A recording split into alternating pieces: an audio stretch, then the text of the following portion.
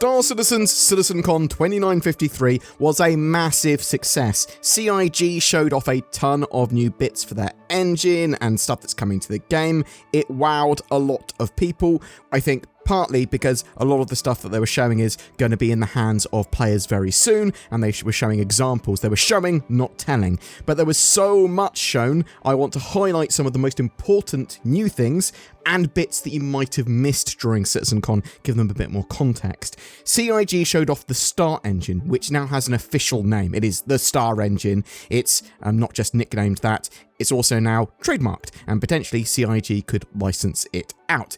This had a ton of improvements and updates in. Basically, it's the dev branch of the game, though. They made stable for a demo. It's not faked, it's not stitched together or anything like that. In fact, CIG Gil on Twitter said, watching Asmongold's StarEngine reaction video, and I can see people in chat saying it's pre-rendered and stitched together. As someone who had a direct, albeit small part to play in that video, let me tell you, it's 100% in-game and in-engine and on one map. No trickery. He went on to say, another person, it's not live yet. There was no substantial differences between what you saw and live. The biggest difference is animals and water reactions, and that's all soon. Everything else is playable as seen right now. So that's pretty accurate, maybe not 100% accurate. There were, I think, fog and lighting updates and Maelstrom, which is the terrain and vehicle destruction stuff. There are various things that I would consider new in that demo they showed, but it's pretty close though. I suppose it's fully working in the dev build, and there are things like Pyro that are going to be in our hands really soon. At least some people's hands from the 31st of October. The rest of what Cloud Imperium showed throughout CitizenCon, including the engine updates, are supposed to be in our hands within 12 months, if not sooner. We also know that that demo was on a camera on a single spline, so a single sort of line that was moving around with no sort of cuts between them, over 1 billion kilometers, which is the longest in gaming history ever. So what was new in that demo that you should take note of, other than it all being put together and looking great?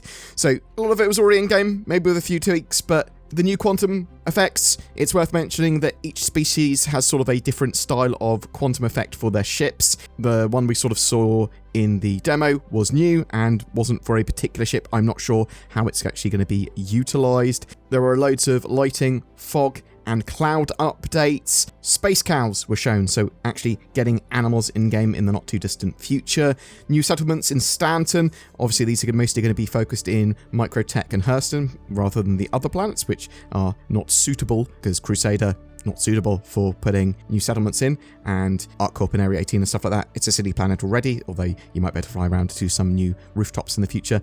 But moons, they're going to have some settlements in as well. There were Star Walls, those big flying space worlds, they're going to be in-game. We also saw the jump point sort of plans, cool effects there. Pyro, we know Pyro's going to be on our hands very, very soon. They showed Checkmate Station, which is where we're going to have the Pyro Playground sort of start off, I believe. We've got the R&R gang, the Rough and Ready gang. We saw their tattoos and the new skin shader.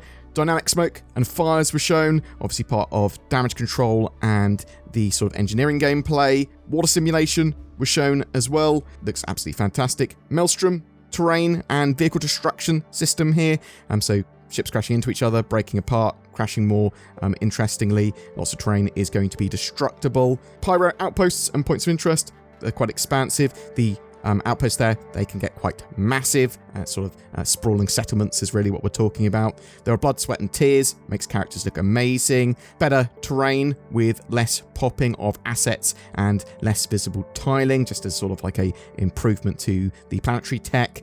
Vulcan, ray tracing, that's coming. Starcloth was shown. Fantastic looking cloth simulation. Star hair, ham simulation, lots more hairstyles. Realistic audio in space, if you want it as well. Static server meshing was actually demoed, so a live demo of that, though it was in a closed sort of environment at a small scale. But this basically allows for multiple servers to be part of a single shard, plug into the replication layer, which is coming in the very near future, and seamlessly move authority between servers while replicating anything needed from the others. The fact that static server meshing is working is massive, and it made Chris Roberts and Salty Mike and lots of other people cry. There is no release date for Squadron 42 yet.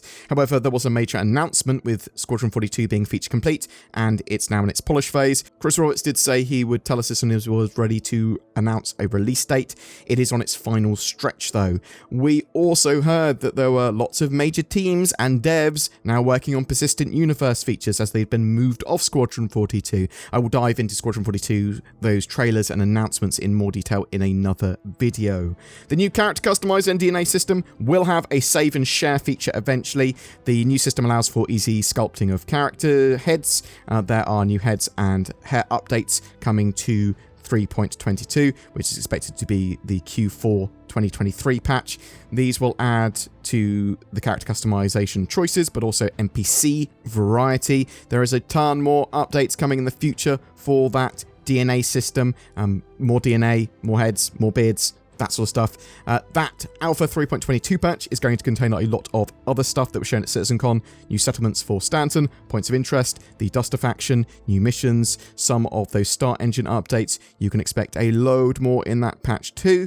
We should find out more details towards the end of November, exactly what's going to be in it. New engineering gameplay will be available as an experimental mode in Arena Commander in the near future, allowing you to repair components, interact with engineering terminals, affect a ship's systems and circuitry, deal with fire and damage control, and manage relays. CIG are planning to release 12 more ships by the end of 2023. They also have another 10 ships and vehicles, or series of them, that they plan to release over the next 12 months. They showed us some sort of sneak peeks of these. These include the X1 hoverbikes, the Zeus Mark II, which has 3 variants currently on concept sale, the Retaliator, a variant of it, the Urza Rover, a variant of that, the Legionnaire, but also the Polaris, which made a lot of people very, very excited. After CIG have completed the Polaris, or near the completion of it, they're going to then move on to the Galaxy and the Perseus. I suppose if more resources become available before they've completed the Polaris, they might open up the other ships. The Drake Cutter Scout was released to Flyable, and that is purchasable. The Idris M, the Idris P, and K kit, they're all coming when Squadron 42 is released, so they'll be coming into the persistent universe then. Vandal ship owners will get the updated Scythe and Glaive when Squadron releases as well. Javelin owners, they're going to have to wait for their Javelins sometime after Squadron 42. The Intergalactic Aerospace Expo is a massive ship sale and expo that will be starting again at the end of November. There is an expectation that the Zeus Mark II Racer will go on sale, another version of the Zeus, as well as a RSI mining ship from last year, and the Drake Cutter Expedition, along with pretty much all the other ships that have ever been concepted or are currently flyable, but those are new ones. The new Star Citizen star map is totally unified with the local map, mini-map, ship maps, all that sort of stuff. It's got custom markers that you can drop in as well. You can pathfind to them. It will be shareable and is a magnitude better than we currently have. In nav flight mode, there is a new quantum travel system that has you having to keep within the quantum corridor while you accelerate into quantum. It will be very hands-on, and if you don't do that very well, then you'll sort of fall out of quantum. That could damage your components on your ship or whatever. But after a few seconds, once you're sort of accelerating into quantum, you then can go hands-off. You will also be able to do a short boost of quantum in any direction you want, or to a waypoint, which will drag you in. AI NPCs all have traits that drive their behavior and combat skill. You will be able to see the traits of NPC crew and companions when you hire them, so that they can be chosen to suit your playstyle. They showed off the ability to cuff arms and legs of unconscious NPCs. This is obviously important for bounty hunting and stealth. There is reputation gated gear and armor, and they have cool looking progression for common to legendary sets. Choosing which faction you want to ally to is important. Obviously, allying with some will be quite opposed to others. Reputation will allow you access to certain areas, get you some new missions, allow you to buy certain gear, will affect if a faction sort of helps you or attacks you on sight. CIG showed off tons of new points of interest, including massive distribution centers that are hubs for missions and raids, where you can attack them, to try and extract valuable loot, or you can go there, raise reputation with whoever runs that particular distribution center, be it Grey Cat or industrial sort of company, combat company, or the UEE or whatever.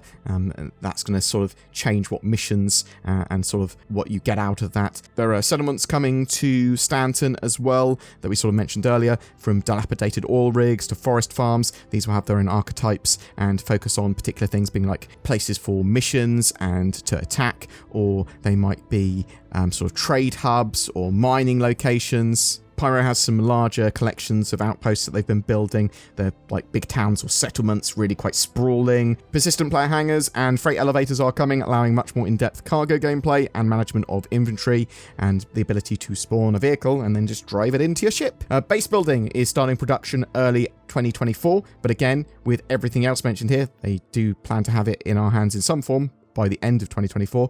You will be able to do this sort of base building at a small scale with just surveyor tools, but also larger with a ground vehicle, even bigger with a Galaxy with the building module, and massive scale with a Pioneer. You'll also be able to choose to have a base in a safe area or go higher risk, higher reward. You'll be able to build lots of different sort of base modules for lots of different purposes, from sort of farming to creating stuff. They said that you will be able to fabricate things all the way up to ships, and they were looking at potential things that we could build in space, so probably space stations. The Pyro Playground, so this is quite important.